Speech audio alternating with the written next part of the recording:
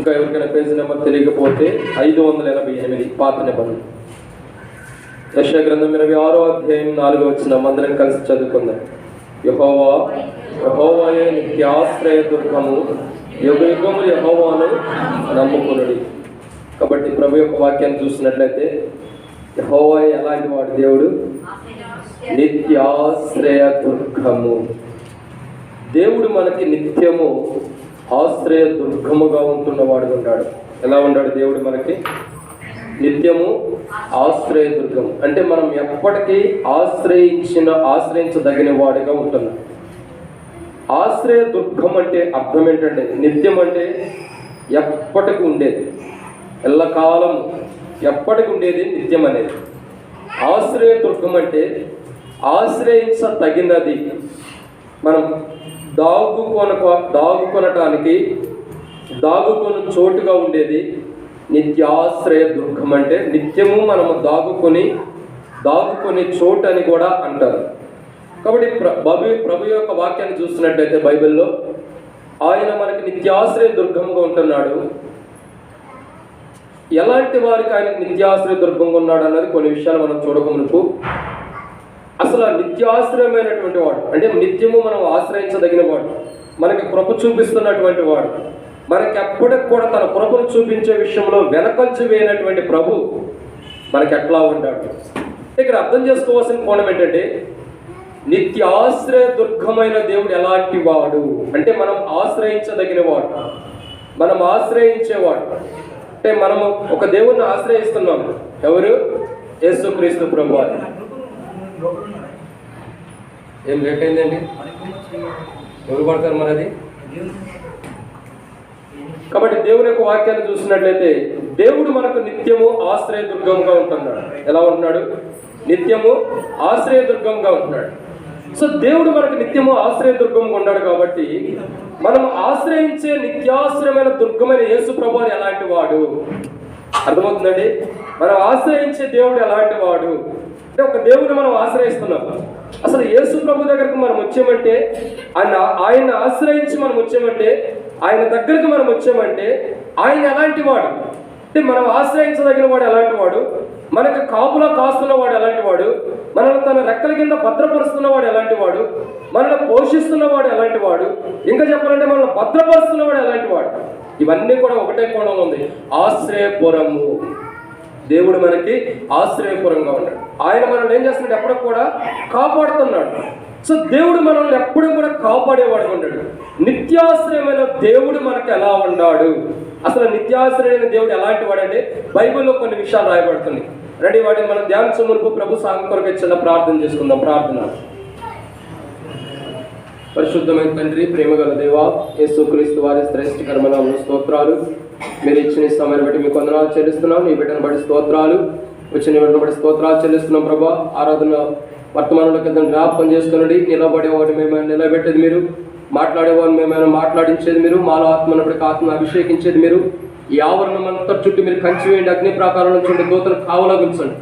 ఈ ఆవరణ పైన మీరు రక్తాన్ని ప్రోక్షిస్తున్నాం. మీ రక్త ప్రోక్షణ కిందకు వస్తూ కనబడగల శాతాన్ని శేఖర శక్తిని యేసు ప్రభు నామమున బంధించమని ప్రార్థిస్తూ ఈ యొక్క సమయంలో ప్రభు వాక్య భాగంలో జ్ఞాపకం చేసుకునండి. బలహీనమైన మీ దాసుని మీరే బలపరిచి మీ పునరుద్ధాన శక్తి ద్వారా వాడుకుని మీరు మాత్రమే మహిమ పొందండి. వచ్చిన వెళ్ళబడి స్తోత్రాలు. దూర ప్రాంతం నుంచి రావాల్సిన వారిని త్వరబెట్టి తీసుకురండి. మధ్య మార్గంలో సకాలం నడిపించమని, ఎవరు అశ్రద్ధ కాకుండా ఆలస్యం కాకుండా దేవుని గురించి పాత్రలు కాకుండా మీరే కనికరించమని, ఈ దినం వర్తమానంతో దీవెనకరంగా ఆశీర్వాదకరంగా చేయండి. మాకు అవసరమైన వాక్యాన్ని పరలోకం మీరు అనుగ్రహించండి.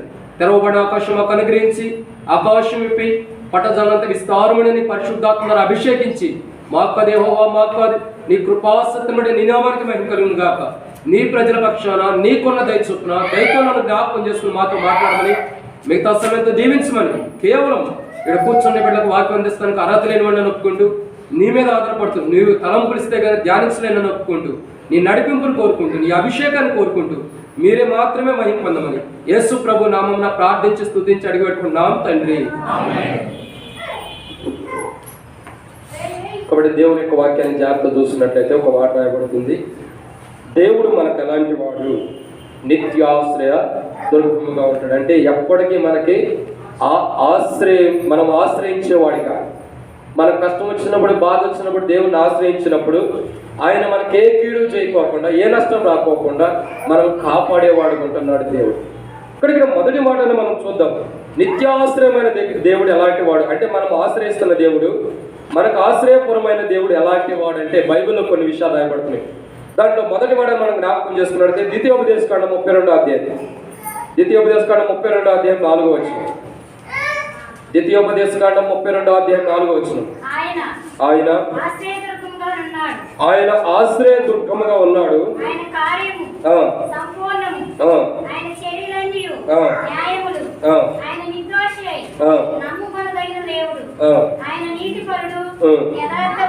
చాలా కాబట్టి ఇక్కడ దేవుని యొక్క వాక్యాన్ని జాగ్రత్త చూసినట్లయితే, నిత్య ఆశ్రయమైన దేవుడు ఎలాంటి వాడు, నిత్యము మనకి ఆశ్రయ దుర్గము కొన్న దేవుడు ఎలాంటి వాడు. కాబట్టి దేవుడు ఎలాంటి వాడు, మనం ఆశ్రయించదగిన వాడు, మనం ఆరాధించడానికి వచ్చిన దేవుడు, మనం గణపరచడానికి వచ్చిన దేవుడు, మనం స్తుతించడానికి వచ్చిన దేవుడు, మనం మహింపరచడానికి వచ్చిన దేవుడు. ఈ దేవుడు ఎలాంటి వాడు అంటే మనకి ఆశ్రయ దుర్గం అంటాడు. అంటే అర్థం ఏంటి? మనం ఏదైనా బలహీనతలో, తప్పుల్లో, పొరపాట్లు ఉన్నప్పుడు మనల్ని క్షమించి తన రెక్కల కింద కాపాడుతున్నాడు. ఆ కాపాడే దేవుడు ఎలాంటి వాడు అంటే 7 విషయాలు రాయబడుతుంది. దాంట్లో మొదటి మాటను చూస్తున్నట్లయితే ఆయన ఎలాంటి వాడు చివరిలో రాయబడుతుంది, ఆయన యథార్థవంతుడు. ఎలాంటి వాడు? యథార్థవంతుడు దేవుడు. ఒకటి పాట కూడా, ఒక పాట రాయబడుతూ వచ్చింది, దేవుడు యథార్థవంతుడు, మన దేవుడు చాలు. కాబట్టి ఇక్కడ దేవుని యొక్క వాక్యం చూసినట్లయితే మన దేవుడు ఎలాంటి వాడు అంటే యథార్థవంతుడు. ఆయన లోపల ఏముందంటే యథార్థతే ఉంది. దేవుని లోపల యథార్థత తప్పక లోపం అంటూ ఏది లేదు. దేవుని లోపల సత్యమే ఉంది, దేవుని లోపల మేలే ఉంది, దేవుని లోపల మంచే ఉంది, కానీ కీడన్నది లేదు. మన దేవుడు ఎలాంటి వాడంటే, మనం ఆశ్రయించిన ఆశ్రయపురము, మనం వచ్చినటువంటి ఆశ్రయ దుర్గం, మనం వచ్చి దేవుని ఆరాధించడానికి వచ్చిన ఆశ్రయ దుర్గం ఎలాంటి వాడంటే, మన కష్టాల్లో, మన బాధల్లో, మన శ్రమల్లో, మన ఇబ్బందుల్లో, మన కన్నీటిలో, మన దుఃఖాల్లో, ప్రభా నువ్వు ఉన్నావు, ప్రభా నాకు తోడుగా ఉన్నావు, నా కష్టాల్లో, నా బాధల్లో సహాయం చేసేవాడు నీవే అని ఏ దేవుడైతే మనం ఆశ్రయిస్తున్నామో ఆ దేవుడు ఎలాంటి వాడంటే యథార్థవంతుడు. ఆ దేవుడు ఎలాంటి వాడు? యథార్థవంతుడు. ఈ లోకంలో ఎవరు కూడా యథార్థవంతులు అంటూ ఎవరు లేరు. దేవుళ్ళు అనబడుతున్నవారు కానీ, దేవతలు అనబడుతున్నవారు కానీ, మనుషులు కానీ, మానవ రూపంలో ఉన్నవారు కానీ, ఏ నరమాంసం దేహంలో కలిగిన వాడైనా, ఏ మనుషుల్లో కూడా యథార్థత లేదు. యథార్థత లేని మానవుల్లో యథార్థమైన దేవుడిగా ఉండాయన యథార్థవంతులుగా మనల్ని చేయడం కొరకు, యథార్థవంతులు కాని వారమైన మనల్ని ఆయన యథార్థత లోపలికి తీసుకొచ్చి, ఆయన యథార్థమైన చేతులు చేత మనల్ని కాపాడి, మనల్ని రక్షించి, మన మీద ఆయన చేతులు ఉంచి, ఆయన యథార్థతలో మనల్ని ఆశీర్వదించి, ఆయన యథార్థవంతులుగా సిద్ధపరిచినందుకు దేవుణ్ణి ఆరాధన చేద్దాం. దేవుడు ఎలాంటి వాడంటే మొదటిగా రాయబడుతుంది, ఆశ్రయదుర్గమైన దేవుడు ఎలాంటి వాడంటే యథార్థవంతుడు. మనం యథార్థవంతులం కాము. మనం యథార్థవంతులుగా లేకపోయినప్పుడు కూడా ఆయన యథార్థవంతుడిగా ఉండి, ఏ తప్పు ఏ పాపం చేయని వాడుకుండి, పాపములు తప్పులు చేసిన మన కొరకై యథార్థవంతుడిగా ఉండి, మనల్ని యథార్థవంతుడిగా తీర్చిదిద్దడం కొరకై, నీ కొరకు, నా కొరకు, మనందరి కొరకు కలువరిశిల్లో 3.5 గంటల పాటు వేలాడి తీయబట్టడానికి ఇష్టపడిన వాడుకుంటాడు. తర్వాత తన ప్రాణమే మన కొరకు క్రయధనం చెల్లించడానికి ఇష్టపడిన వాడుకున్నాడు. ఎంత యథార్థవంతుడు దేవుడు! దేవుడు ఎవరి కోసం తన ప్రాణం పెడుతున్నాడు? ఎవరి కోసం తన ప్రాణం పెట్టాడంటే యథార్థత లేని మానవుల కొరకు. చూడండి, మన జీవితాన్ని పరీక్షించుకుందాం. ఎవరికి వారు పరీక్షించుకుందాం. మీరు చూడకండి, పిల్లలు అట్లాగే వదిలేసేయండి, మీరు అటు ఇటు చూడదు. మన వ్యక్తిగత జీవితాన్ని మనం చూసుకుందాం. మనలో అసలు ఎంత యథార్థత ఉంది? అసలు మనలో యథార్థత అనేది ఉందా? మన వ్యక్తిగతంగా మనం పరీక్షించుకుంటే, మనల్ని మనం పరీక్షించుకుని, ఇప్పుడు సపోజ్ నిలబడి, నీ లోపల నిలబడి యథార్థత ఎంతవరకు ఉందో ఒకసారి చెక్ చేసుకోమంటే, కనీసం మనలో 99% కాదు కదా, 1% కూడా మనలో యథార్థత అన్నది ఉండదు. ఎందుకు? మనం యథార్థత లేనివారు. మనల్ని యథార్థత గురించి తెలియపరచాలంటే, అక్క మీలో యథార్థత ఉందంటే, బ్రదర్ ఉందో బ్రదర్, కొద్దిగా గొప్ప ఉందో బ్రదర్ అన్న. మీలో అంటే మీలో యథార్థత ఉందా? ఉందన్న, కొద్దిగా గొప్ప ఉందని అంటారు. అదే స్కానర్ తీసుకొచ్చి పెడితే, స్కానర్ ఉంటుంది కదా మనకి, ఇప్పుడు ఫోన్పే, గూగుల్ పే స్కాన్ చేసేది ఉంటుంది. అలాగే మనిషిని స్కాన్ చేసేయకుండా ఉంటాయి కదా, అక్కడికి తెలిసి ఏయో పరికరాలు ఉంటాయి మిషన్లో. బాడీ లోపల ఏది ప్రాబ్లం ఉందని మొత్తం వచ్చేసి MRI, CT స్కానింగ్ తీస్తే, మనల్ని కూడా అట్లా స్కానింగ్ తీస్తే యథార్థత ఉందా లేదనేది మొత్తం తెలిసిపోయింది. 000 వచ్చేసి. కనీసం ఒక పాయింట్ 1 కూడా ఉండదు మనకి. పాయింట్ 1 అది కూడా ఉండదు. ఎందుకు? యథార్థత లేని జీవితాలు మనకి. యథార్థత లేని జీవితాలు కలిగిన మనకి యథార్థవంతుడిగా ఆయన నుండి మనలో యథార్థత నింపడానికి తన హస్తముల దగ్గరికి పాపంలో చేసి తప్పులు చేసి మరణ శిక్షకు పాత్రమైన మనం, శిక్షను బట్టి పారిపోతున్న మనం, తప్పించుకోవడానికి ప్రయత్నిస్తున్న సమయంలో ఆశ్రయపురముగా ఆయన నుండి నీకు రావాల్సిన తీర్పుని, నీకు రావాల్సినటువంటి శిక్షని ఆయన భరించి ఆయనే ఆశ్రయపురం నుండి నిన్ను తన రెక్కల చోట్ల దాచి యథార్థత లేని నీలో యథార్థతను నింపిన వాడు ఉన్నాడు. ఎంత గొప్ప దేవుడు! ఆశ్రయపురము, మనం ఆశ్రయించినటువంటి పురం. మన ఆశ్రయపురం ఎలాంటి వాడు? నిత్య ఆశ్రయ దుర్గమైన దేవుడు ఎలాంటి వాడంటే యథార్థవంతుడు.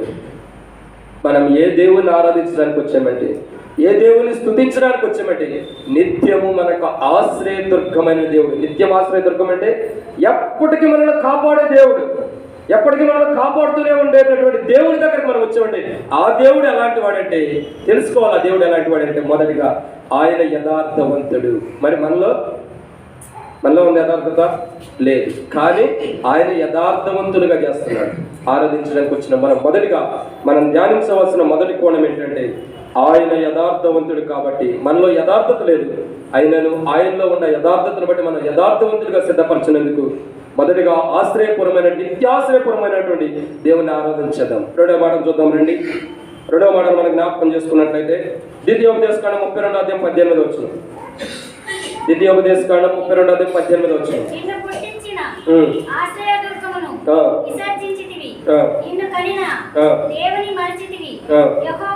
యెహోవా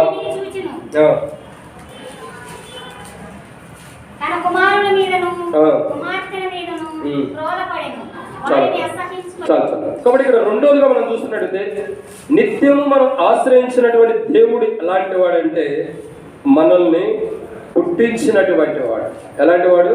మనల్ని పుట్టించిన వాడు. మనం ఆశ్రయించినటువంటి దేవుడు, మనకు ఆశ్రయపురమైనటువంటి దేవుడు, నిత్యాశ్రయపురముగా ఉండి మనల్ని ఎప్పటికీ కాపాడుతూ మనం ఆయన దగ్గరికి వెళ్ళిన ప్రతి సమయంలో కూడా, ప్రతి క్షణంలో కూడా, ప్రతి నిమిషంలో కూడా మనల్ని ఎప్పటికీ కాపాడే దేవుడు ఎలాంటి వాడంటే మనల్ని కాపాడే దేవుడు. మొదటిగా మనం గుర్తుంచుకోవాల్సింది ఏంటి? ఆయన ఎలాంటి వాడు? యథార్థవంతుడు. రెండోదిగా మనల్ని పుట్టించిన వాడు, మనల్ని కాపాడేవాడే మనల్ని పుట్టిస్తున్నాడు. ఎలాంటి వాడు? మనల్ని కాపాడేవాడే మనల్ని పుట్టిస్తున్నాడు. ఇంకా చూడండి, ఒక భార్యని ఎవరైనా ఒక యవనస్తుడు ఒక సహోదరిని వివాహం చేసుకున్నాడు అనుకోండి. ఒక సహోదరుని ఒక యవనస్తుడు వివాహం చేసుకుంటాడు. వివాహం చేసుకున్న వ్యక్తి ఆమె కష్టాలు వచ్చినప్పుడు, ఆమెకి ఏదైనా బాధలు వచ్చినప్పుడు ఆమెను కాపాడతాడా? ఆమెతో ఉంటాడా? విడిచిపెట్టి వెళ్ళిపోతాడా? మా అలాంటి వాళ్ళు వెళ్ళిపోతారా? వీళ్ళందరూ మంచోళ్ళు. కానీ ఎలా ఉంటారంటే ఖచ్చితంగా దగ్గర ఉంటారు. ఇంకొక కోణంలో మనం చూస్తున్నట్టయితే మనకి జన్మనిచ్చినటువంటి తల్లి మనం ఏదైనా కష్టంలో ఉన్నప్పుడు, మనం ఏదైనా బాధలో ఉన్నప్పుడు, మనకు జన్మనిచ్చినటువంటి తల్లి మన కష్టాల్లో బాధలు ఉన్నప్పుడు మనల్ని విడిచిపెట్టి దూరం వెళ్ళిపోయిద్దా? అయ్యో నా బిడ్డ కష్టాల్లో ఉండాలి, వాడు అట్టగా జరగాలి, వాడికి అట్టగా చేస్తుండాలి, అట్టగా జరిగి చావాలాడు అని దూరం వెళ్ళిపోయిద్దా? మీరు అట్ట అంటారేమో లేండి మేము. కాబట్టి తల్లులు ఏం చేస్తారంటే తన గర్భం నుంచి జన్మించిన బిడ్డ కష్టాల్లో ఉన్నప్పుడు ఆ బిడ్డ యొక్క మేలును కోరుతారు, కానీ శ్రమలు కష్టాల్లో ఉండాలని ఎవరు ఇష్టపడరు. కానీ బైబిల్ ఏమిటంటే స్త్రీ తన గర్భం పుట్టిన బిడ్డను ఖండించకుండా తన చంటి బిడ్డను మరుచునా? యెషయా 49:15 స్పష్టంగా రాయబడుతూ వచ్చింది. స్త్రీ తన గర్భంలో పుట్టిన బిడ్డను ఖండించకుండా మరిచిద్దా? ఒకవేళ నిన్ను కన్నది తల్లి మరవచ్చు, నిన్ను కన్నది నీ ఏ గర్భం నుండి బయటకు వచ్చో ఆ గర్భం నిన్ను మర్చిపోయి ఉండొచ్చు, ఆ గర్భం నిన్ను విడిచిపెట్టి ఉండొచ్చు, ఆ గర్భం నిన్ను కాదని దూరంగా ఉండొచ్చు, ఆ గర్భం నిన్ను కాదని విడిచిపెట్టి ఉండొచ్చు. నిన్ను కన్నది తల్లి నిన్ను మర్చిన నేను మరువనని దేవుడు వాగ్దానం చేస్తున్నాడు. ఎంత గొప్పవాడు! మనకు ఆశ్రయపురమైన దేవుడు ఎలాంటి వాడు అంటే మనల్ని పుట్టించాడు, మనకు కాపాడుతున్నవాడు ఉన్నాడు. పుట్టించిన దేవుడు విడిచిపెట్టుకోకుండా మనకి జన్మనిచ్చిన దేవుడు, తల్లి గర్భంలో పిండంగా పెట్టిన దేవుడు, నిర్మించిన దేవుడు, సృజించిన దేవుడు, బయటికి తీసుకొచ్చిన దేవుడు మనల్ని ఖాళీగా విడిచిపెట్టుకోకుండా నా పని అయిపోయింది అని చెప్పి చేతులు తుడిచి వేసుకోకుండా ఆయన పని అయిపోలే, బయటకు వచ్చిన కాడి నుంచే కార్యం స్టార్ట్ అయింది. అందుకే పేరు పెట్టి మనల్ని పిలిచి మనల్ని ఆయన సొత్తుగా చేసుకుని మనల్ని కాపాడేవాడు కొంటున్నాడు. ఎంత గొప్పవాడు! మనం ఏం చేస్తామంటే ఏదైనా పని మన బిడ్డలకు ఏదైనా ఇచ్చామంటే, సపోజ్ సెల్ ఫోన్ అడుగుతారు, సెల్ ఫోన్ కొనిచ్చామంటే నా పని అయిపోయిందని చేతులు తుడిచి పెట్టేసుకుంటాం. ఇంకా ఏదైనా బైక్ అడిగితే కొనిపెట్టేస్తాం, మా పని అయిపోయిందని చేతులు తుడిచి పెట్టుకుంటాం. ఇంకేదైనా కావాలంటే అది కొనిపెట్టేసి నా పని అయిపోయింది అడిగే నేను ఇచ్చేసి చేతులు దులుపుకుంటాం. దానివల్ల కీడు ఉందా? దానివల్ల మన బిడ్డలు ఏమైపోతున్నారు, కాపాడాలన్నటువంటి గుణం మనకు లేని స్థితిలో ఉంటున్న వారు ఉంటాం. కానీ దేవుడు ఎలాంటి వాడు అంటే మనలాంటి మానవ స్వభావం కలిగిన వాడు కాదు, మనలాగా గుణం లేని వాడు కాడు. గుణం కలిగిన వాడు 1000 కోట్ల మిలియన్ల కంటే ఎక్కువ గుణం కలిగిన వాడు దేవుడు. మనల్ని సృజించాడు, మనల్ని పుట్టించిన దేవుడు. మనకి ఏ పిడి జరుగుతుందో, ఏ భయం వస్తుందో, ఏ బాధ వస్తుందో, ఏ కన్నీరు వస్తుందో, ఏ ఇబ్బందులు వస్తాయని ప్రతి దినం కూడా మనల్ని పుట్టించిన వాడు మనతోనే ఉండి మనల్ని కాపాడుతున్నాడు. గుణం కలిగిన దేవుడు. ఎంత గొప్పవాడు ఈ దేవుడు. మనం మర్చినా, మనం విడిచిపెట్టినా, ఆయన విడిచిపెట్టుకోకుండా మనకు జన్మనిచ్చిన ఏ గర్భునైతే మనం వచ్చి ఆ తల్లి మనం మర్చినా కానీ మనల్ని సృజించిన వాడు, మనం నిర్మించిన వాడు, మన తల్లి గర్భంలో పెట్టిన దేవుడు మటుకి మనల్ని విడిచిపెడతల్లా. భూమి సంబంధమైన మన తల్లిదండ్రులు మనం విడిచిపెడతారు. ఒకవేళ మన స్వభావం వాళ్ళకి నచ్చకో, మన మనస్తత్వం వాళ్ళకి నచ్చకో, మనం మాట్లాడే మాటలు వాళ్ళకి నచ్చకో, మన ప్రవర్తన వాళ్ళకి నచ్చకో, లేదంటే ఒకవేళ వివాహం అయిన తర్వాత నువ్వు వేరుగా ఉండరా, నువ్వు మాతో వద్దా అని చెప్పి సపరేట్ పెట్టేస్తాం మనం. ఎందుకు? వచ్చిన కోడలు గుణ లక్షణం నచ్చుకో, లేదా కొడుకు గుణ లక్షణం నచ్చుకో, ఏదో ఒక గుణంలో ఇరువురిని వేరుపరిచేస్తాము. కానీ దేవుడు వేరుపరచడం మనల్ని ఎప్పుడు. నా దగ్గర నుంచి నువ్వు దూరం వెళ్ళిపో, నాకు వెలుపట్టు ఉండు, నా దగ్గర నువ్వు ఉండొద్దు, నాకు నీకు ఎటువంటి సంబంధం లేదు, నీ మాటలు, నీ తలపు, నీ ఆలోచనలు, నీ ప్రవర్తన, నీ క్రియలు కూడా నాకు ఇష్టంగా లేవు కాబట్టి నువ్వు నాకు వద్దు అని దేవుడు ఎప్పుడు అనడు. మనల్ని కన్నా మన తల్లి మనల్ని అనిద్దాము కానీ మన రక్షకుడైన యేసు ప్రభు ఎప్పుడు అనడు. ఆయన ఎప్పుడు నిన్ను ప్రేమించేవాడే, ఆయన ఎప్పుడు నువ్వు కోరుకున్నవాడే, ఆయన ఎప్పుడు కూడా నువ్వు కావాలని ఇష్టపడేవాడే, ఆయన ఎప్పుడు కూడా నిన్ను విసర్జించేవాడు కాదు, ఆయన ఎప్పుడు కూడా నీ వంటానికి ప్రాణమే కానీ నిన్ను త్రోసివేసేవాడు కాదు ఆ దేవుడు. ఎంత గొప్పవాడు మన దేవుడు. మనల్ని పుట్టించి మనల్ని విడిచిపెట్టుకొని మనతోనే ఉన్నాడు. మనల్ని కన్నా మన తల్లి మనల్ని మర్చిపెట్టి ఈ లోకం నుంచి వెళ్ళిపోయినా కానీ ఈ లోకంలో మనకు దూరం పడినప్పుడు కూడా దేవుడి మడికి మనకు దూరం పడుకోకుండా ఎప్పటికీ మనకు సమీపంగానే ఉంటున్నాడు మనం పుట్టించిన వాడు. అందుకే ఆయన నిత్యాశ్రయమైన దుర్గము. నిత్యాశ్రయ దుర్గమైన ఎందుకంటే ఊరకనవల, ఊరకనైనా దేవుడైపోవాలా, ఊరకనైనా లోకరక్షకుడవలా, ఊరకనైనా ప్రాణం పెట్టలా. మనల్ని పుట్టించిన దేవుడు ప్రేమ కలిగి మన కొరకు ప్రాణం పెట్టాడు. అయ్యో నేను కన్న నా బిడ్డలే పాపంలో ఉన్నారు, అయ్యో నేను కన్న నా బిడ్డలే పాపంలో జీవిస్తున్నారు, నిత్యము పాపంలో ఉంటున్నారు, వారు పాపం నుంచి నేను విడిపించాలి, వారు నరకానికి నాకు ఇష్టం లేదని 2021 సంవత్సరాల క్రితమే నీ కొరకై నా కొరకై యేసుక్రీస్తు ప్రభువారు శిలువలో ప్రాణక్రయదానం చెల్లించిన వాడుకుంటాడు. ఎంత గొప్పవాడు. నిన్ను నన్ను రక్షించడం కొరకు, నిన్ను నన్ను ఆ పాత్ర నుంచి విడిపించడం కొరకు నీకు జన్మనిచ్చిన దేవుడు, నీకు ప్రాణాన్ని పోసిన దేవుడు, నీ తల్లి గర్భం నుంచి బయటకు వచ్చిన తర్వాత నేటి వరకు నిన్ను కాపాడిన దేవుడు, నువ్వు నరకానికి వెళ్ళడానికి ఇష్టం లేకే నీ కొరకు ఆయన శిలువలో క్రయదానం చెల్లించాడు. తన ప్రాణాన్ని నీ కొరకు ఇచ్చాడు. నీకు జన్మనిచ్చిన దేవుడు నీకు ప్రాణం ఇచ్చాడు. నీకు జన్మనిచ్చిన దేవుడే నీ కొరకు ప్రాణం ఇచ్చాడు. బా ఎంత గొప్ప దేవుడైనా. నీకు జన్మనిచ్చిన వాడు నీకు ప్రాణం ఇచ్చాడంటే ఎంత గొప్పవాడు. నీకు జన్మనిచ్చిన తల్లి నీ కోసం ప్రాణం ఇచ్చిందా? నీకు జన్మనిచ్చిన తండ్రి నీ కోసం ప్రాణం ఇస్తాడా? నీ సహోదరులు ఒకే గర్భంలో వచ్చిన నీ సహోదరుడు కానీ నీ కోసం ప్రాణం పెట్టిద్దా? ఎవరు ప్రాణం పెట్టరు. కానీ నిన్ను తన గర్భం ద్వారా, నిన్ను తన స్వహస్తాల ద్వారా నిన్ను నిర్మించి నిన్ను పుట్టించిన దేవుడు ఏం చేస్తున్నాడు? నీ కొరకు ప్రాణం పెట్టాడు. గుర్తుపెట్టుకో, నిన్ను పుట్టించిన దేవుడే నీ కొరకు ప్రాణం పెట్టాడు. ఇంకెవరు నీ కొరకు ప్రాణం పెట్టలా. నీ తల్లిని కొరకు పెట్టలా, నీ తండ్రిని కొరకు పెట్టలా. నిన్ను పుట్టించిన దేవుడే ఎందుకు ప్రాణం పెట్టాడంటే ఆయన నిత్యాశ్రయ దుర్గము. మనము ఎప్పటికీ ఆశ్రయించదగిన వాడు ఆయన తప్పితే ఇంకొకడు లేడు. ఇంకొక దగ్గరికి వెళ్ళి మనం ఆశ్రయించలేం కాబట్టే ఆయనే మన కొరకై ఖైదాలను చెల్లించడానికి ఇష్టపడిన వాడిగా ఉన్నాడు. ఎంత గొప్ప ప్రభు. ఈ ఉదయ కాల సమయంలో ఆరాధనకు ప్రవేశించమను. రెండోదిగా నిత్యాశ్రయ దుర్గము. మొదటిగా ఎలాంటి వాడైనా యథార్థవంతుడు. రెండోదిగా మనల్ని పుట్టించిన వాడు. మనల్ని పుట్టించిన దేవుడు ఏం చేస్తున్నాడు? మనల్ని విడిచిపెట్టుకోకుండా మన కొరకై ప్రాణం పెట్టాడు. మూడవదిగా నిత్యాశ్రయమైన దేవుడు ఎలాంటి వాడు రండి చూద్దాం. కీర్తన గ్రంథం 144వ అధ్యాయం. కీర్తన గ్రంథం 144వ అధ్యాయం 2వ వచనం. ఆయన నాకు ఉపాధిని, నా కోట, నా దుర్గము, నన్ను తప్పించువాడు, నా కేడము, నేను ఆశ్రయించువాడు. చాలు చదవక. ఆయన నా జనులను లోపరచు వాడై ఉన్నాడు. చాలు చదువు కష్టమైన పట్ల. కాబట్టి ఇక్కడ చూస్తున్న మూడో మాట ఏంటంటే, ఇప్పుడు రెండు విషయాలు చూస్తూ వచ్చాను. నిత్య ఆశ్రయమైన వాడు ఎలాంటి వాడు? మొదటిగా యథార్థవంతుడు, రెండవదిగా మనల్ని పుట్టించిన వాడు, మూడవదిగా నిత్య ఆశ్రయమైన దేవుడు ఎలాంటి వాడు అంటే బైబిల్లో రాయబడుతున్న మూడో మాట, ఆయన మనల్ని తప్పించేవాడు అని అర్థం. ఎలాంటి వాడైనా మనల్ని తప్పించేవాడు. ఇక్కడ రాయబడుతుంది కదా, ఆయన నాకు కృపానిధి, నా కోట, నా కేడముల ఆశ్రయ దుర్గము. చూసారు ఎంత గొప్పవాడు అంటే? అర్థం ఏంటంటే, నా దుర్గము నన్ను తప్పించువాడు. దేవుడు ఎలాంటి వాడంటే మనల్ని తప్పించేవాడు. ఈ నిత్యాశ్రయమైన దేవుడు ఎలాంటి వాడంటే, ఒక ఆశ్రయపురంగా ఉండి మనల్ని తప్పిస్తున్న వాడుగా ఉన్నాడు. అక్కడ తర్వాత పలకరించుకుంది లేక ఇంటికి వెళ్ళిన తర్వాత పలకరించుకుంది కూర్చో. కాబట్టి దేవుడు ఎలాంటి వాడంటే, నిత్యము మనకు ఆశ్రయత్వం ఉండి మనం తప్పించేవాడు ఉన్నాడు. మొదటిగా యథార్థవంతుడు ఉన్నాడు, రెండోదిగా మనల్ని పుట్టించిన వాడు ఉన్నాడు, మూడోదిగా ఆయన ఎలా ఉన్నాడంటే మనల్ని తప్పించేవాడుగా ఉన్నాడు. దేని నుంచి తప్పిస్తున్నాడు? తప్పిస్తున్నాడంటే సంఖ్యాకాండంలో రాయబడుతూ వచ్చింది 35వ వచనంలో, 32వ అధ్యాయంలో రాయబడుతున్న మాటను చూసినట్లయితే 32, 35 అధ్యాయంలో ఒక మాట రాయబడుతుంది. ఆశ్రయపురం అంటే అర్థం ఏంటంటే, ఒక వ్యక్తి నరహత్య చేసిన, ఒక వ్యక్తి ఏదైనా పాపం చేసిన, చేయరాని తప్పు చేసి ఏదైనా ఒక హత్య చేసి ఏదైనా పాపం చేసినప్పుడు ఆ పాపం చేసిన వాడు తన ప్రాణాన్ని కాపాడుకోవడానికి పరిగెట్టుకుని వెళ్ళి తన ప్రాణాన్ని కాపాడుకోవడానికి ఒక పురం ఉంది. ఆ పురమే ఆశ్రయపురం.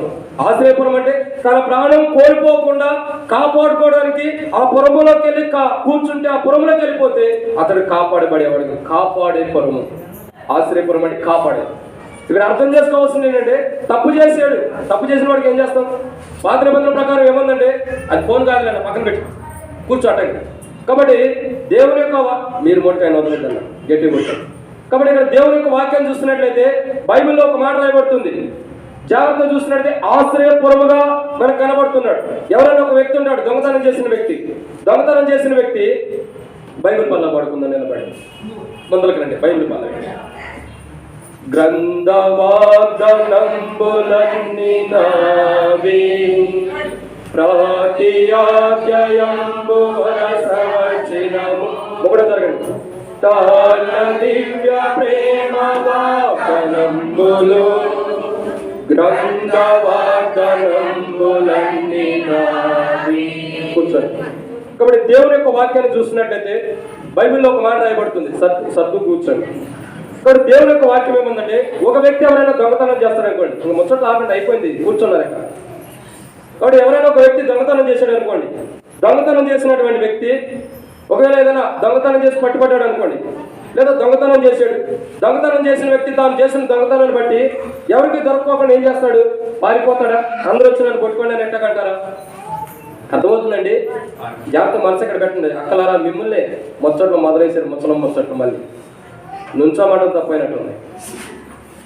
కాబట్టి ఇక్కడ దేవుని యొక్క వాక్యం చూస్తున్నాడు. ఒక మాట అర్థం చేసుకోండి, ఎవరైనా ఒక వ్యక్తి దొంగతనం చేసిన వాడు ఎవరైనా చూస్తే పారిపోతాడా? నన్ను పట్టుకోండి అని చెప్పి ఎట్టగా రావాలని నిలబడతాడా? చెప్పడం చేశారా? ఏం చేస్తాడు? పారిపోతాడు. చేసినట్టుండాలి, నిలబట్టుండాలి. మీరు మంచిగా ఉండాలి, చూసినట్టు. కాబట్టి ఇక్కడ దేవుని యొక్క వాక్యాన్ని చూసినట్టు ఎవరైనా ఒక వ్యక్తి దొంగతనం చేస్తే ఆ వ్యక్తిని ఎవరైనా చూస్తే ఆ వ్యక్తి ఏం చేస్తాడంటే ఆ దొంగతనం చేస్తే కూడా అక్కడ విడిచిపెట్టి పారిపోతాడు. పారిపోయి ఏమవుతాడు? ఏదో కింద పరిగెట్టి ఏం చేస్తాడు? ఎక్కడైతే ఒక ఇంటికి చూసుకుని దాంట్లోకి వెళ్ళి నివసిస్తూ ఉంటాడు, తలుపులన్నీ వేసేసుకుని ఏం చేస్తాడు? ఒకవేళ ఇంట్లో ఉంటాయా, నేను తప్పు చేశాను, పారిపోయి వస్తున్నాను కాబట్టి బయట నన్ను వెతుక్కుంటే అందరూ పరిగెట్టుకుంటూ వస్తున్నారు కాబట్టి నువ్వు ఎవరికి చెప్పొద్దా అని చెప్పి దండం పెడతాడు, కన్నీరు కలుపుతాడు, అవసరమైతే కాళ్ళే కొట్టుకుంటాడు, ఎవరో చెప్పొద్దు అంటాడు. ఆ వచ్చిన వారు పరిగెట్టుకుంటూ వచ్చిన వారు ఏం చేస్తారు? ఆ ఇంటి దాకా వస్తారు, అటు ఇటు చూస్తారు, ఈ లేండే పారిపోయాడు అని చెప్పి ఏం చేస్తారు? తిరిగి వెళ్ళిపోతారు. ఎందుకు? దొంగతనం చేసిన వాడిని వెంటాడుకుంటూ వస్తాడు. ఆ తప్పు చేసిన వాడిని చేస్తాడు, ఒక ఇంటిని ఆశ్రయించి ఆ ఇంట్లోకి వెళ్ళి దాక్కుంటాడు. ఇంట్లో ఉన్న వారిని బతిమలాడుకుంటాడు. అవసరమైతే బతిమలాడుకున్న తనని ఒకవేళ ఇంటి యజమానుడు మంచోడైతే కాపాడిన తనకి చెప్తాడా మళ్ళీ ఇంకోసారి తప్పు చేయొద్దు, పొరపాటు చేయొద్దు అని సరిచేస్తాడు. ఆ వారందరినీ వెళ్ళిపోయిన తర్వాత ఇతను బయటికి పంపించి ఏం చేస్తాడు? మంచి జీవితాన్ని జీవించాడు. ఇప్పుడు ప్రశ్న ఏంటంటే, దొంగతనం చేసిన వాడు జనానికి దొరికాడా, ఇంట్లోకి వెళ్ళి దాక్కున్నాడా? దీంట్లో మెలుకుంది, చెప్పండి. ఇప్పుడు ఏది చెబితే ఏమంటాడు? దాక్కున్నాడు కదా, దాక్కున్నాడు. అయితే ఒక దొంగతనం చేసిన వాడు దాక్కోవడానికి ఆశ్రయపురంగా ఒక ఇల్లు ఎలాగైతే వెతుక్కుంటాడు, మన ఆశ్రయపురం ఎవరంటే యేసు ప్రభువారు. మన ఆశ్రయపురము యేసు ప్రభువారు. మనం తప్పు చేసిన మనల్ని, పొరపాటులు చేసిన మనం, అవిధేయతలు ఉన్న మనం, ఒక దొంగతనం అవ్వచ్చు, ఒక అబద్ధం ఆడడం అవ్వచ్చు, ఒక వ్యభిచారం అవ్వచ్చు, ఒక పాపమే అయ్యి ఉండొచ్చు, లేదంటే ఒక ఘోరమైనటువంటి ఇంకేదో నరహత్య చేసి ఉండొచ్చు. ఏది చేసినా, ఎంత ఘోర పాపాత్ములమైనా సరే యేసు ప్రభు అనే ఆశ్రయపురం దగ్గరకు వస్తే ఖచ్చితంగా నువ్వు కాపాడబడతావే, కానీ నీకు శాపం అన్నది లేదు. అందుకే రాయబడుతూ వచ్చింది ఒక పాట, ఎంత ఘోర పాపాత్ములనైనా ప్రేమించునురారా.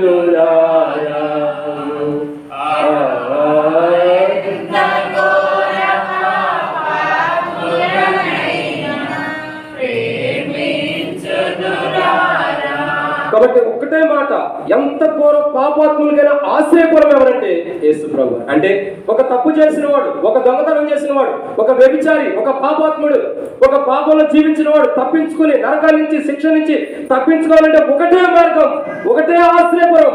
ఆ ఆశ్రయపురం ఎవరంటే యేసు ప్రభు. ఎవరైతే తప్పు చేశారో, ఒక దొంగతనం చేసిన వాడు ఇంటికి ఆశ్రయించినప్పుడు తన మీద రావాల్సిన శిక్షణ ఏ రీతిలో అయితే తప్పించుకునేటట్టు యజమానుడు తను కాపాడాడు, అదే రీతిలో యేసుక్రీస్తు ప్రభువు అనే ఆశ్రయపురంలోకి మనం పాపం చేసినప్పుడు, తప్పు చేసినప్పుడు, యేసు ప్రభు ఆశ్రయపురంలోకి పరిగెట్టుకు వచ్చినప్పుడు యేసు ప్రభు అనే యజమానుడు మనల్ని ఏం చేస్తున్నాడు? కాపాడుతున్నాడు. ఆ వచ్చే తప్పు ఎవరైతే మనల్ని వెంటాడుతూ వచ్చారో వాళ్ళ చేతికి అప్పగిస్తున్నా. సాధారణ చేతులకు మనం చంపాలనుకున్న వారి చేతులకు ఎత్తుకెళ్ళి, ఇదిగో వీడిని చంపే, వీడు తప్పు చేశాడు, పాపం చేశాడు, వాళ్ళ చేతులకు అప్పగిస్తున్నా. ఒక మంచి యజమానుడు గుండి ఏమన్నాడు? అయ్యా, ఇక ఈ తప్పు నువ్వు చేయొద్దు, నాలోకి నువ్వు వచ్చావు, నిత్య ఆశ్రయపరమైనటువంటి యేసు ప్రభువుని నాలోకి నువ్వు వచ్చావు కాబట్టి ఇక నువ్వు తప్పు చేయొద్దు, ఇక నువ్వు పాపం చేయొద్దు, ఇక నుంచి మంచి జీవితాన్ని జీవించని హెచ్చరించి సరిగా పంపిస్తున్న వాడు ఉన్నాడు, తీర్పు రాకుండా. బైబిల్లో ఒక స్త్రీ కనపడుతుంది. ఎవరా స్త్రీ? తొందరగా బాగా తెలుసు. ఎవరా స్త్రీ? పాపాత్మురాలు అనుకోండి, వ్యభిచారిణి అయిన స్త్రీ అనుకోండి. ఆమె ఏం చేస్తుంది? ఆమె వ్యభిచారం చేస్తూ పట్టుబడింది. పట్టుబడినటువంటి స్త్రీ యేసు ప్రభు దగ్గరకు వచ్చినప్పుడు ప్రభు ఏమన్నాడు? మీలో తప్పు చేయని వారెవరో మొదట రాయమన్నాడు. ఏమన్నాడు? మీలో తప్పు చేయని వారెవరో మొదట రాయండి. అందరూ వేసారా? మనమైతే తొందరగానే వేసేస్తాం. మనం ఎన్ని రాళ్ళు వేసి వచ్చాము ఇంటికాడ ఇప్పుడు కదా, లెక్కించలేనని. కాబట్టి ఒక్క రాయి కూడా కూడా అందరూ వెళ్ళిపోయారు. యేసు ప్రభు అంటాడు, అమ్మా, ఇక నుంచి నీ పాపాలు క్షమించవాడిని, సమాధానంగా లేదు, ఇక నుంచి అలాంటివి చేయొద్దు. అర్థమేంటి? ఆ స్త్రీ, ఆ వ్యభిచారి, ఆ పాపం చేసినటువంటి స్త్రీ నిత్య ఆశ్రయ దుర్గమైనటువంటి యేసు ప్రభు పాదమని ఆశ్రయించినప్పుడు, ఆశ్రయ దుర్గమైనటువంటి యేసు ప్రభు వారు నువ్వు నా దగ్గరికి రావద్దు, నువ్వు తప్పు చేసి, నువ్వు పాపం చేసావని బయటికి నెట్టివేలా ఆశ్రయ దుర్గమైన వాడు లోపలికి తీసుకుని ఇక నువ్వు పాపం చేయక మంచి జీవితాన్ని జీవించమ్మని చెప్పి హెచ్చరించి సరిచేసి పంపించాడు. ఒక్కసారి సరిచేయబడిన తర్వాత ఇంకా ఆ స్త్రీ తన జీవితాన్ని మార్చుకొని ప్రభువులోనే కొనసాగింది, కానీ మరలా తీర్పులోకి రావడానికి పాపం చేసింది లేదు. ఎంత గొప్ప కార్యం అది! నిత్య ఆశ్రయ దుర్గం అంటే తప్పించేవాడు. ఆ స్త్రీ మీదకి పడాల్సిన రాళ్ళు, ఆ స్త్రీ మీద పడవలసినటువంటి ప్రతి రాయిని కూడా ఆయన మీద వేపించుకునే అవసరం అయితే ఆమెను తప్పించిన వాడు ఉన్నాడు. ఆయన మీద ఎక్కడ పడుతూ వచ్చిన ఈ రాళ్ళన్నీ కూడా మన మాటలే రాళ్ళు లాగా ఉంటాయి, అన్నీ కూడా సిలువలో పడబడుతూ వచ్చినాయి.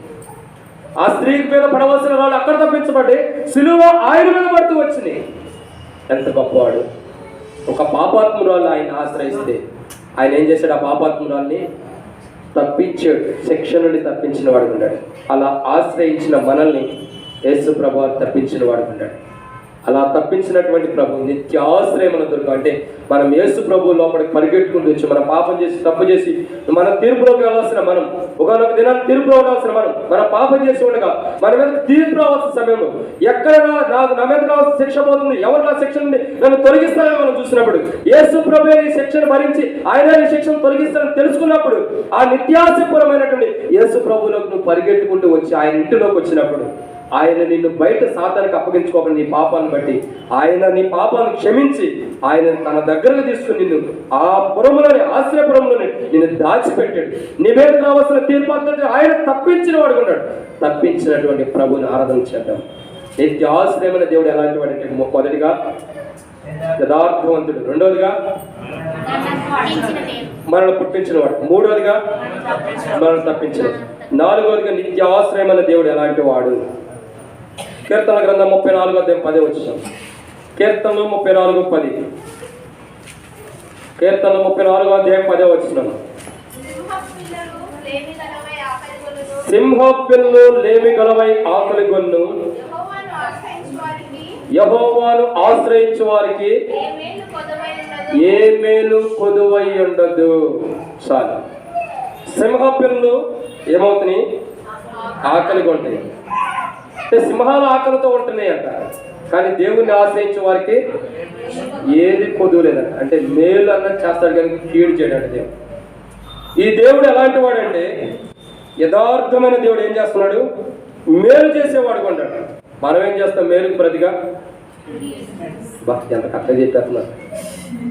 మేలుకు ప్రతిగా మనం కీడు చేసేవాడు కొంటాం. కానీ ఈ దేవుడు ఎలాంటి వాడంటే మనం నిత్యము ఆశ్రయించిన వాడు, ఆశ్రయ దుర్గమైనటువంటి దేవుడు, నిత్య ఆశ్రయమైన దేవుడు. ఎలాంటి వాడంటే నిత్యము మనం ఆశ్రయించదగిన దేవుడు. ఎలాంటి వాడంటే ఎలాంటి వాడు? మేలు చేసేవాడు, కీడు చేయడు. అందుకదా ఏం చేయాలా? కీడు చేత చెప్పండి, మేలు చేత. కాబట్టి యేసు ప్రభు వారు ఎలాంటి వాడంటే మేలు చేత కీడుని జయించిన వాడికి ఉన్నాడు. మనలో ఉన్న కీడు లేదా మనం ఆయన మీద తీసుకొచ్చిన కీడుని తన మేలు చేత జయించిన వాడికి ఉన్నాడు. బైబిల్ ఏమంటుందంటే ఇక్కడ రాయబడినటువంటి మరొక కోణాన్ని మనం ధ్యానంతో చూసినట్టు 4వదిగా ఈ నిత్యాశ్రయమైన దేవుడు ఎలాంటి వాడంటే 4వదిగా మనకి మేలు చేసేవాడు, మనకి కీడు చేయడం. మనం ఆశ్రయించిన దేవుడు, మన ఆశ్రయపరమైన దేవుడు, మన ఆశ్రయ దుర్గమైన దేవుడు ఎలాంటి వాడంటే మనకి మేలు చేసేవాడు కానీ కీడు చేయడు. ఒకసారి నువ్వు దేవుని దగ్గరకు వస్తున్నావంటే, నువ్వు దేవుని దగ్గరకు వచ్చావంటే, నువ్వు ఏ దేవుని దగ్గరకు వచ్చావో, ఏ దేవుని దగ్గరికి అయితే నువ్వు వచ్చావో ఆ దేవుడు ఎలాంటి వాడంటే నీకు మేలు చేసేవాడు కానీ నీకు కీడు చేసేవాడు కాదు. ఇప్పుడు చూడండి, మన దగ్గరికి ఎవరైనా వచ్చారనుకోండి, సపోజ్ మన ఇంటికో మన దగ్గరికి ఎవరైనా వచ్చారనుకోండి, వారు అందంగా ఉండా, ఇంకా వారికి ఏదైనా డబ్బు ఉండా, మనం ఏం చేస్తాం? వీరి అందం ఎప్పుడు పోయిద్దా, వీరి డబ్బు ఎప్పుడు పోయిద్దా అని చెప్పి వాళ్ళకి కీడు చేయడానికి ఇష్టపడమా? ఇష్టపడతాం. ఎందుకంటే ఏదో కీడు చేయాలని. వీళ్ళంత ధనవంతులు ఎందుకు అయ్యారు? ఖచ్చితంగా వీళ్ళలో ఉన్న ధనాన్ని పోయేటట్టు ఏదో ఒకటి చేయాలి. ఇక ఎంత ఉపవాస ప్రార్థన ఉంటామో చెప్పలేదు. వారిలో ఉన్న ధనమే ఎక్కువ అవుతూ ఉండేది, మనలో ఉన్న ఆయుష్ పోయి మనమే సమాధికి వెళ్ళిపోతాం. కాబట్టి మనం కీడు చేయాలన్న పట్టుదల ఎక్కువ ఉండేది మనకి. కాసుబాం కంటే ఎక్కువ పట్టుదల మనకి. అది గరిస్తేనన్నా కొంతసేపు ఉంటాం కానీ మనం గరిస్తే అట్లా ఉన్నాం, తొందరగా వెళ్ళిపోతాం. కాబట్టి యేసు ప్రభువు ఎలాంటి వాడు అంటే మేలు చేసేవాడు, కీడు చేసేవాడు కాడు. కానీ మనం కీడు చేసేవాడు. మన మనస్తత్వం, మన ఆలోచనలు, మన ప్రవర్తన, మన దృష్టి అంతా కూడా కీడు చేయడమే, మేలు చేయటం ఉండదు. ప్రభువారు మేలు చేత మనలో ఉన్న కీడు అంతటిని కూడా జయించిన వాడు ఉన్నాడు. మనం ఆయన కీడు చేయాలని ఉందా, మనం ఆయనకి ఏదో ఒక కీడు చేయాలని ఉన్నప్పుడు కూడా, ఆయన కీడు చేస్తున్నప్పుడు కూడా ఆయన వాటికి మనకి కీడు చేయకోకుండా మేలు చేసేవాడు ఉన్నాడు. కానీ మనలో ఉన్న కీడుని ఆయన జయించాడే కానీ మనకి కీడు చేయాలని ఆశించాల. దేవుడు ఎంత గొప్పవాడు, ఈ దేవుడు ఎంత అద్భుతమైన వాడు, ఈ దేవుడు ఎంత ఆశ్చర్యకరమైన వాడు అంటే మనకు మేలు చేసేవాడు కానీ కీడు చేసేవాడు కాడు. కీడు చేసేవారు లేరా మనకి? ఎంతమంది ఉన్నారు కీడు చేసేవారు? చేరా? ఎంతోమంది మనకు కీడు చేసిన వారు ఉన్నారు. మనం మేలు చేస్తే మనకు కీడు చేసిన వారు ఉన్నారు. ప్రభు మనకు మేలు చేశాడు, మనం ఆయన కీడు చేశాం. ప్రభు మనకు చేసిన మేలండి, స్వస్థతలు, అద్భుతాలు, ఆశ్చర్యకార్యాలు, దెయ్యాలు పెడతాం, మనకు రక్షణ, ఇవన్నీ మేలు చేశాడు. కానీ మనం ఏం చేసాం? ఆయన్ని సిలువ పెట్టి. ఆయన మేలు చేశాడు కానీ ఆయనకి మనం కీడు చేసాం. అయినను ఈ దేవుడు ఎలాంటి వాడంటే మనం కీడు చేసిన వీళ్ళు నాకు కీడు చేశారని మనసులో పెట్టుకునేవాడు కాడు. వీళ్ళు నాకు కీడు చేశారు, వీళ్ళు నాకు హాని చేశారు, వీళ్ళు నాకు ఎన్నో తప్పులు చేశారని చెప్పి వీళ్ళు నా మీద నిందలు వేశారని పగ తీర్చుకునేవాడు కాడు. ఎలాంటి వాడు ఈ దేవుడు? మనం కీడు చేసినా మనకు మేలే చేస్తాడు కానీ కీడు చేయడు. మనం కీడు చేసినా మనకి మేలే చేస్తాడు కానీ కీడు చేయనటువంటి వాడు. ఎంత గొప్ప దేవుడు! మనం ఆశ్రయిస్తున్న నిత్యాశ్రయమైన దుర్గమైన దేవుడు ఎలాంటి వాడంటే మనం కీడు చేసినా మనకు మేలు చేసేవాడే. ఐదో మాటనా?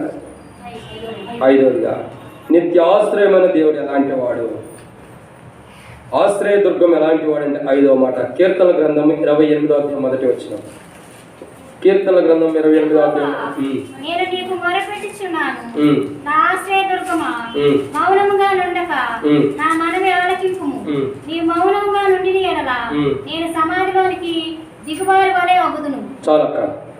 కాబట్టి ఇక్కడ మనం చూస్తున్న 5వ కోణం, నిత్య ఆశ్రయ దుర్గమైన దేవుడు ఎలాంటి వాడు అంటే ఐదవదిగా రాయబడుతున్నమాట. ఎలాంటి వాడు ఇక్కడ రాయబడుతున్నమాట? మౌనంగా ఉండనటువంటి వాడు. ఎలాంటి వాడు? మౌనంగా ఉండడట. నిత్య ఆశ్రయమైన దుర్గమైన దేవుడు ఎలాంటి వాడు? మౌనంగా ఉండడం. అనేక పర్యాయములు మనం ఏదన్నా ప్రార్థన చేసేటప్పుడు ఏదన్నా ఒక మాట అర్థం చేసుకోండి, మనమంటే ఎవరికైనా ఇష్టం ఉండదు అనుకోండి, అయినా మనం ఏదైనా కష్టంలో ఉండము, వెళ్ళేటప్పుడు మార్గంలో పిలుస్తాము. ఓ మరియమ్మక్కనో ఎవరన్నా లేదు, మంచిలేదు, మరియమ్మక్కనో ఏ సుబ్బన్నో ఏ సన్నను ఏదో అన్నా అని పిలుస్తాం. పిలిచినప్పుడు వాళ్ళు ఏం చేస్తారు? మనం అంటే ఇష్టం లేదు కాబట్టి నువ్వు ఎంత మైకులు పెట్టి మాట్లాడినా సరే వినపడినట్టుగా నేను కొందరు చెవిటోళ్ళ. ఆ కాసేపు వాళ్ళకి చెవుడు వచ్చేసింది. నువ్వెంత పిలుచు, వెనక పరిగెట్టుకుంటే ఎంత పిలిచినా చెవిటోళ్ళగా నాది కాదులే నా అత్తగారు సొమ్మన్నట్టు వెళ్ళిపోతూ ఉంటారు. ఎట్టి మాత్రం వెనకాలను పట్టించుకోరు. ఎందుకు? వెంట ఇష్టం లేదు కాబట్టి. ఈ దేవుడు ఎలాంటి వాడంటే మనమంటే ఆయనకి ఇష్టం. మనకు ఆయన ఇష్టం లేకపోయినా మనమంటే ఆయన ఇష్టం. అర్థమవుతుందా? మనకు ఆయన ఇష్టం ఉండడు. ఒక్కొక్కసారి మనము ఆయన ఇష్టపడే విషయంలో దూరంగా ఉంటాం, కానీ ఆయన ఎప్పటికీ మనం ఇష్టపడతాడు. అందుకే బైబిల్ అంటుంది కదా, మనం ప్రార్థన చేసిన ప్రతి సమయంలో కూడా సమాధానాన్ని ఇస్తాడు. కానీ మనం ఆలకించేవాడు, మౌనంగా ఉండేవాడు కాడు. ఎప్పటికీ మౌనంగా ఉండేవాడు కాదు, మనకు సమాధానాన్ని ఇచ్చేవాడు. జనట కదా, ఇప్పటి వరకు ఇంకా భవిష్యత్తు ఏమో తెలియదు. నా జీవితంలో, నా ప్రయాణంలో నేను ప్రయాణించే ప్రతి సమయంలో చేసిన ప్రతి ప్రార్థనకి సమాధానం ఇచ్చాడు. నా ప్రయాణ జీవితంలో బైక్ మీద కానీ, కారులో కానీ, ఇంకా చెప్పాలంటే ఇంకేదన్నా సరే ట్రైన్లో కానీ, ఇంకా చెప్పాలంటే ఇంకేదైనా వెహికల్లో కానీ, బస్సుల్లో కానీ, నేను చేసిన ప్రతి ప్రయాణంలో నా దేవుడు నా ప్రార్థన విన్నాడు. ప్రతి ప్రార్థన నేను బయలుదేరేటప్పుడు ప్రార్థన చేసుకుంటా. ఏదైనా సీటు దొరకకపోయినా ప్రభా సీటు అనుకరించి ప్రార్థన చేసుకుంటా. ట్రైన్లో కానీ, బస్సులో కానీ ఖచ్చితంగా దొరికింది. ఎందుకు? ప్రార్థన చేసింది. నిజం, నేను దైవ సాక్ష్యం ఇస్తున్న దేవుని సన్నిధిలో నేను చేసిన ప్రతి ప్రార్థనకు నా ప్రయాణంలో దేవుడు నాకు సమాధానం ఇచ్చాడు. ఏ రోజు కూడా నా ప్రార్థన వినకోకుండా దూరం వెళ్ళిపోవాలి. ఎంత చిన్న గాయం కూడా నాకు జరగల. ప్రతిరోజు నా ప్రార్థన అన్నాడు. ఒకవేళ ఆయన నా ప్రార్థన ఇవ్వకపోతే ఈరోజు నేను ఇక్కడ ఉండేవాడిని కాదేమో. ఏ రోజు నేను బట్టలు కలిసిపోయేవాడిని. ఎంత ప్రయాణం చేస్తానో చెప్పలేనంత ప్రయాణం. కానీ దేవుడు కాపాడుతున్నాడు. ఎందుకు?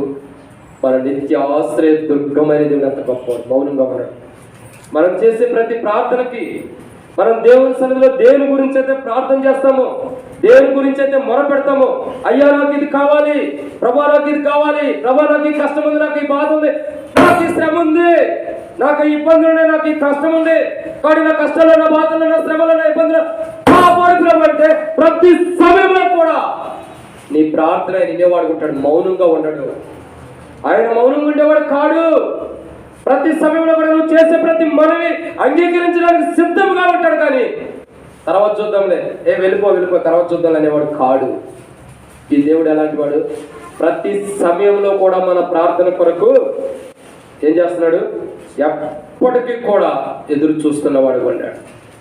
మన ప్రార్థన ఎప్పుడు తోసివేయట్లా, మౌనంగా ఉంటున్నా. అందుకే అంటాడు కదా, నువ్వు అడక్క మునిపే అక్కర్లు ఎరిగిన వాడును, నీకు అవసరం ఉంది అంటే నాకు మొదటే తెలుసు, అడుగుడే మీకు ఇవ్వబడును, నువ్వు అడక్క మునిపే అక్కర్లు ఎరిగిన వాడును కాబట్టి నువ్వు అడగడంతోనే నీకు ఇచ్చేస్తున్నాను. చాలా మంది అంటారు, అన్న అడక్క ముందు అక్కర్లు ఎరిగిన దేవుడైతే మనం అడక్కోకుండా అన్నీ ఇవ్వచ్చు కదన్నా, ఎందుకు ఇవ్వట్లేదు? మనకటి వచ్చే డౌట్ అదే. క్వశ్చన్ వేస్తారు. క్వశ్చన్ ఏంటంటే ఎన్ని క్వశ్చన్లు వేసేవాళ్ళు? క్వశ్చన్ వేయకూడదు కాబట్టి మౌనంగా ఉండాలి. లేకపోతే ఎన్ని క్వశ్చన్లు లోపల ఇప్పుడు కోరిపోతానే బయటకి ఎప్పుడు వస్తాయని మళ్ళీ అడిగితే సేవకుడు ఏమనుకుంటాడని అదొక భయం. కాబట్టి దేవుని యొక్క వాక్యం అంటున్నాం కదా, మన ఆశ్రయ దుర్గం మౌనంగా ఉంటాడు. ఎప్పటికీ మనతో మాట్లాడతాడు. అడగకు మునిపి అక్కర్లెరిగిన వాడు, అడగక మునిపి అక్కర్లెరిగిన వాడు మనం అడిగితే ఎందుకు ఇస్తున్నాడంటే మన మనస్తత్వాన్ని బట్టి. చూడండి, నీకేదైనా అవసరమైతే నీ తల్లిదండ్రులు అడుగుతావా, పక్కనుండా ఇంటికి వారి తల్లిదండ్రులు అడుగుతావా? జ్యోతక్క, నీకు అవసరమైతే మీ తల్లిదండ్రులు అడిగితే ఎవరిని అడుగుతారు? ఇప్పుడు భర్త అని చెప్పింది, కాబట్టి ఎవరినైనా సరే యవనస్తులను అడిగితే నీకు అవసరం ఉన్నప్పుడు ఎవరిని అడుగుతామంటే ఇట్లా జాబ్ చేసేవాళ్ళు కాకుండా, జాబ్ చేసేవాళ్ళు అయితే ఏందన్నా వాళ్ళు అడగాల్సినంత అవసరం ఏంటి మా దగ్గరే ఉందంటారు అంటారు, మంచివాళ్ళు మీరు అంటారు. కానీ కొంతమంది అయితే కదా అంటారు కదా, మంచివాడు అన్న కరెక్ట్గా చెప్పాడు, అన్నకు చప్పట్లు కొట్టండి మంచివాడు. కాబట్టి ఎట్లాంటి వాడంటే దేవుడు మనం ప్రార్థన చేసినప్పుడల్లా మౌనంగా ఉండకుండా సమాధానం ఇస్తాడు. నీ తల్లిని నువ్వు అడిగితే నీ తల్లిని అడగకుండా పక్కన వాళ్ళు అడుగుతావు, నీకు దాని అవసరమైతే నీ తల్లినే అడుగుతావు. ఆయన నీ తల్లి మాత్రమే కాదు నీ తండ్రి మాత్రమే కాదు నీ రక్షకుడు, నీ రక్షకుడే కాదు నీ సమస్త క్షేమాలు చూసేవాడు, క్షేమాలు చూస్తమే కాదు నీ ప్రాణాన్ని రక్షించేవాడు కూడా. అలాంటి వాడు నువ్వు ప్రార్థన చేయటంటూనే నీకెందుకేమో ప్రార్థన చేసిన మనం పొందిన మనం ప్రభుని ఆరాధించేద్దాం. ప్రభా నేను ప్రార్థన చేసిన ప్రతి సమయంలో నాకు ఇచ్చావు ప్రభా, నేను ప్రార్థన చేసిన ప్రతి సమయంలో కూడా నేను పొందాను, నువ్వేమి పొందేవో వాటి విషయమే ప్రభుని ఆరాధించే. ఎందుకు? దేవుడు నీకు సమస్తాన్ని ఇచ్చిన వాడిగా ఉన్నాడు. నువ్వు ప్రార్థన చేయడంతోనే దేవుడు సమస్తాన్ని నీకు ఇస్తున్నాడు. అడక్కు మునిపే అక్కర్లేని దేవుడు. నువ్వు ప్రార్థన చేస్తే మౌనంగా ఉండేవాడు కాడు. రాత్రే చూస్తూ వచ్చాం, ఏలియా ప్రార్థన చేయక మునుపు 450 మంది ప్రవక్తలు బయలు ప్రవక్తలు ప్రార్థన చేస్తున్నప్పుడు ఏలియా అంటాడు, ఒకవేళ మీ దేవుడు నిద్రపోయాడేమో, మీ దేవుడు పడుకుని ఉన్నాడేమో, వాడు ఒకవేళ దేవుడైనా కాడా నిద్రపోతున్నాడేమో, లేపండి. మౌనంగా ఉన్నాడు కదా, లేపండి, చాలు మీరు ఆపండి, చేసిన చాలు, నా దగ్గర రండి అని చెప్పి ఏలియా పిలిచాడు. అబ్రహాము ఇస్సాకు యాకోబుల దేవా వీరి మధ్యలో ఉన్నవాళ్ళని కనపరుచుకో. ఎప్పుడైతే ఏలియా ప్రార్థన చేశాడో దేవుడు మౌనంగా ఉండకోకుండా ఏలియా కొరకు అగ్నిని సిద్ధపరిచి, ఎప్పుడైతే ఏలియా నోట్ల నుంచి మాట వచ్చిందో వెంటనే బయటికి తీసుకురావడానికి సిద్ధంగా పరిచిన వాడు ఉన్నాడు. ఏలియా ప్రార్థన చేయకముందు అగ్నిని సిద్ధపరిచాడు. ఏలియా నోట్ల నుంచి ఆ మాటలు రావటం ఆలస్యం.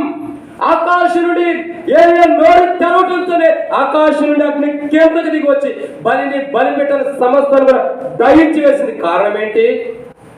ఏలియా ప్రార్థన దేవుడు విన్నాడు, మౌనంగా ఉండాలి. బయలు ప్రార్థన మౌనంగా ఉండాలి.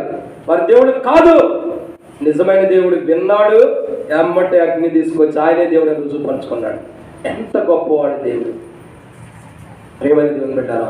ఈయన ఎలాంటి వాడంటే నిత్యాశ్రయమైన దుర్గమైన దేవుడు ఎలాంటి వాడంటే మౌనంగా ఉండేవాడు కానీ మన సమాధానాన్ని ఇచ్చేవాడు. ఆరోగ్య నిత్యాశ్రయ దుర్గమైన దేవుడు ఎలాంటి వాడు. 2వ సమయాల గ్రంథం 22వ అధ్యాయం 47వ వచనం.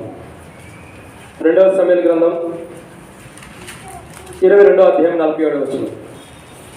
2వ సమయాల గ్రంథం 22వ అధ్యాయం జీవము గలవాడు, నా ఆశ్రయదుర్గమైన వాడు, స్తోత్రార్హుడు, నాకు రక్షణాశ్రయదుర్గమైన దేవుడు, మహోన్నతుడగును గాక.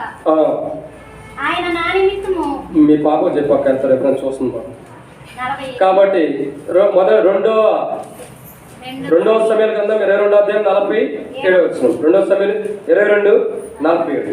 కాబట్టి ఇక్కడ రాయబడుతున్న మొదటి మాట ఏంటంటే ఈ దేవుడు ఎలాంటి వాడు, నిత్యాశ్రయమైన దేవుడు అంటే చదవక ఇప్పుడు చదవక యెహోవా జీవము గలవాడు,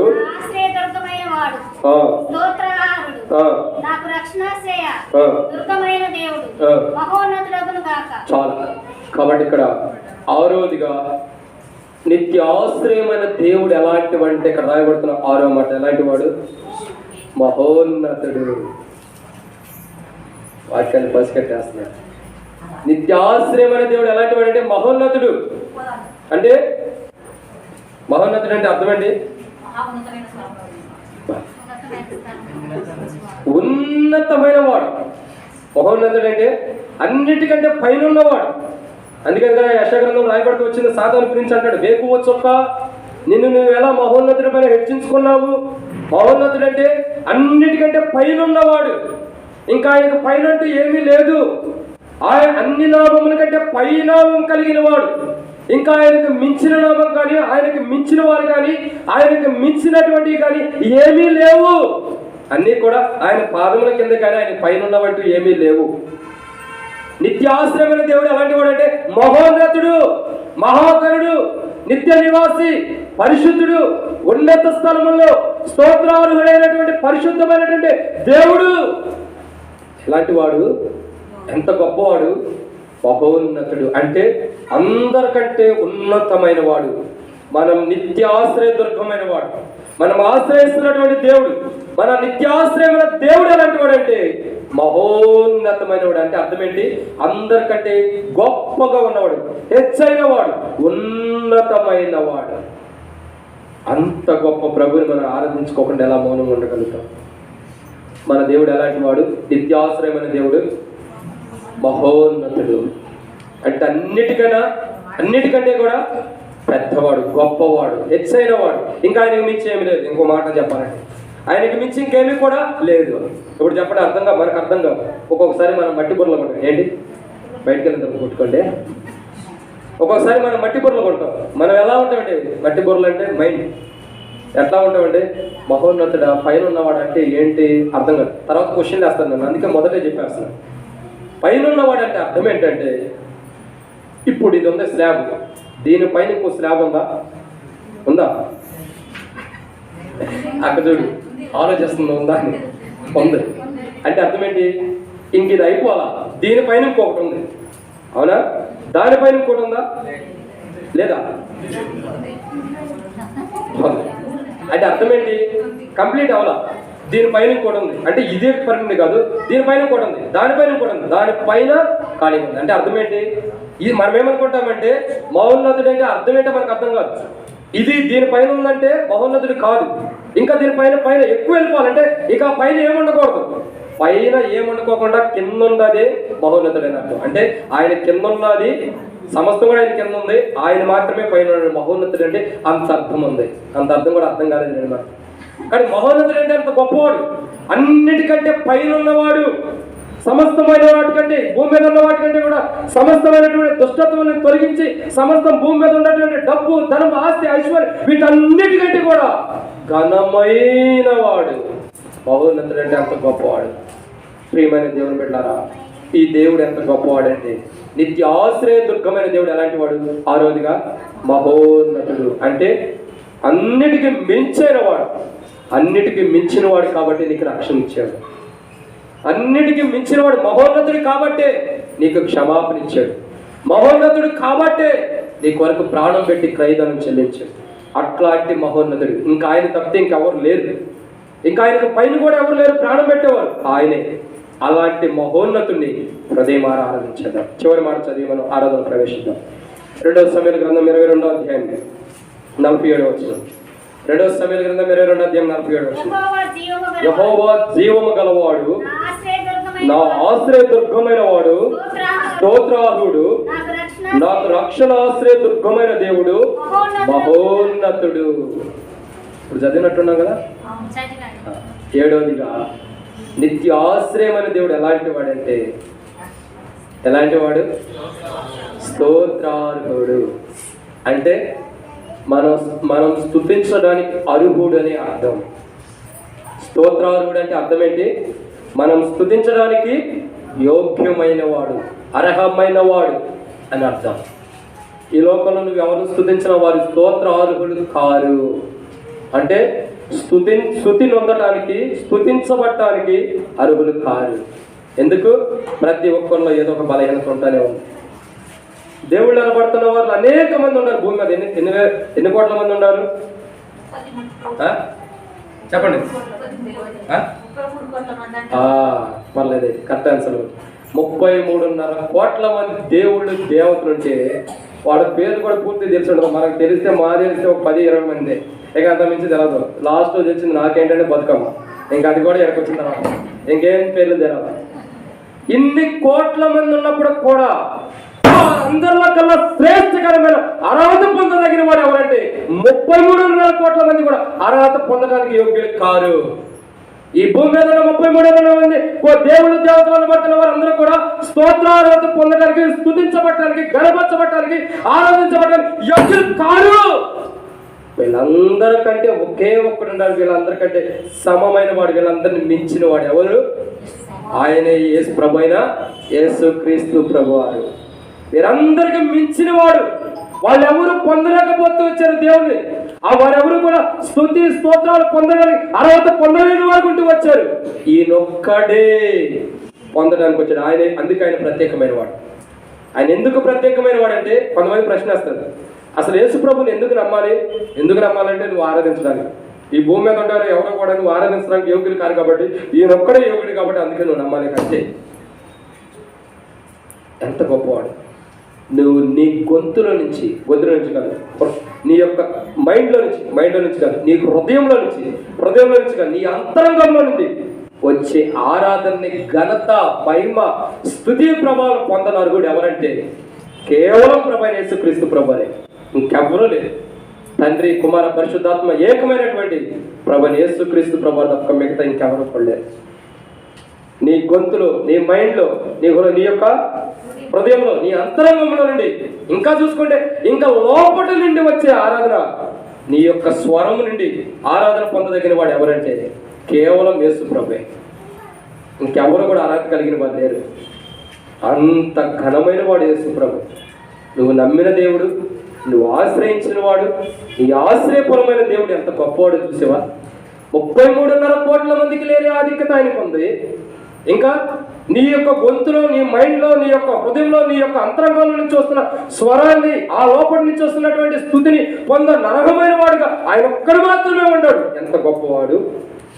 ఇంత గొప్ప దేవుణ్ణి మనం విడిచిపెట్టి ఆరాధన చేయకోకుండా ఎలా ఉండగలుగుతాం? మౌనంగా ఎట్లా మౌనంగా ఉండగలుగుతామా? ఎంత గొప్పవాడు మన దేవుడు! ఎంత గొప్పవాడు! మన ఆశ్రయపరమైన, మన నిత్యాశ్రయమైన దేవుడు ఎంత గొప్పవాడు చూసారా? ఎంత గొప్పవాడు!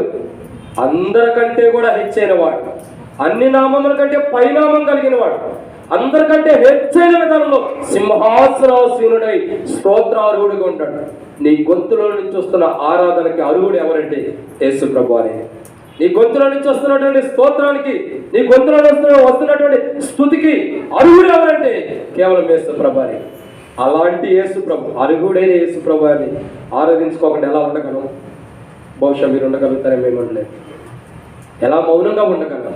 మౌనంగా ఉండకోకుండా మన లోపటి నుంచి హృదయమారా, నేను చెప్తే వచ్చే కదా రాత్రి బైబిల్ స్టడీకి చెప్పాను. ఇంకా అక్కడ మార్కులు వేసి లేవు, తుడిపేసి ఉన్నాయి. ఆ వారం మొదటి రోజు ఆరాధన, మొదటి ఆదివారం అదే చేస్తాం, రెండో ఆదివారం అదే ఆరాధన, మూడో ఆదివారం అదే ఆరాధన, నాలుగో ఆదివారం కూడా అదే, మళ్ళీ రిపీట్ అయితే మళ్ళా నెలకి, మళ్ళా ఆదివారం అదే. అంటే చేసిన ఆరాధన చేయొద్దు. నీ గొంతులో, నీ హృదయంలో నుంచి వచ్చే ఆరాధన, నీ అంతరంగం నుంచి వచ్చే ఆరాధన అర్హత పొందదగిన స్తోత్రాలు పొందదగిన అర్హుడు ఎలాంటి వాడంటే నూతనమైన విధానం చూడాలని ఇష్టపడుతున్నాడు. నూతనమైన విధానం నువ్వు ఆరాధిస్తే ఆయన విని నిన్ను బట్టి సంతోషించాలని ఇష్టపడుతున్నాడు. ఇంకెన్ని దినాలని యథార్థమైన ఆరాధన చేస్తూ వస్తావు. వాడుక చొప్పున ఇంకెంతకాలమైన ఆరాధన చేస్తావు. ఈ దినైనా జీవితం మార్చు. దేవుడు చేసిన మేలు, నిత్య ఆశ్రయదుర్గమైన దేవుని జ్ఞాపకం చేసుకో. ఆశ్రయదుర్గమైన దేవుడు ఒక్కసారి, ఆ దేవుడు ఎలాంటి వాడు, ఆ దేవుడు నీ కొరకు ఏం చేశాడు, ఎంత గొప్పగా ఉన్నాడు, ఎంత మహోన్నతుడు, స్తోత్రాలుడైన దేవుడిని ఆరాధించుకోకుండా, అర్హమైన దేవుడిని ఆరాధించుకోకుండా అర్హత లేని వాడిని ఎంతకాలమని ఆరాధిస్తావు? అర్హత లేని దేవుడిని, దేవతలను ఇంకెంతకాలమని ఆరాధిస్తూ ఉంటావు? ఎప్పటికైనా జీవితం మార్చుకో. ఎప్పటికైనా నీ ప్రవర్తన మార్చుకో. ఎప్పటికైనా నీ మనసు, నీ ఆలోచన, నీ కన్ను దృష్టి నువ్వు మార్చుకుని అర్హత పొందదగిన దేవుణ్ణి ఆరాధించి ఇప్పటికైనా మౌనంగా ఉండద్దు.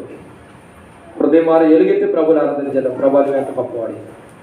నా కష్టాలు, నేను చేసిన పాపాలను బట్టి తీర్పు వస్తుంది. ఆ తీర్పు రాకుండా నీ దగ్గరకు వచ్చి నేను ఆశ్రయించినప్పుడు నాకు ఆశ్రయపరముగానే ఉండి నా మీదకి వస్తున్న తీర్పుని తప్పించి ఆశ్రయపరమైన నీ లోపల నన్ను ఉంచుకున్నావు. ఎంత గొప్పవాడివి! ఆశ్రయపురం నుంచి బయటకు వచ్చిన వారికి తీర్పు ఉంది. మనం బయటకు వెళ్ళిపోతున్నా సాధన నుంచి మనం పుట్టుకోకుండా ఎమ్మటే దేవుడు ఆశ్రయపురంలో లాక్కొచ్చి కాపాడుతున్న దేవుడిని ఆరాధన చేద్దాం.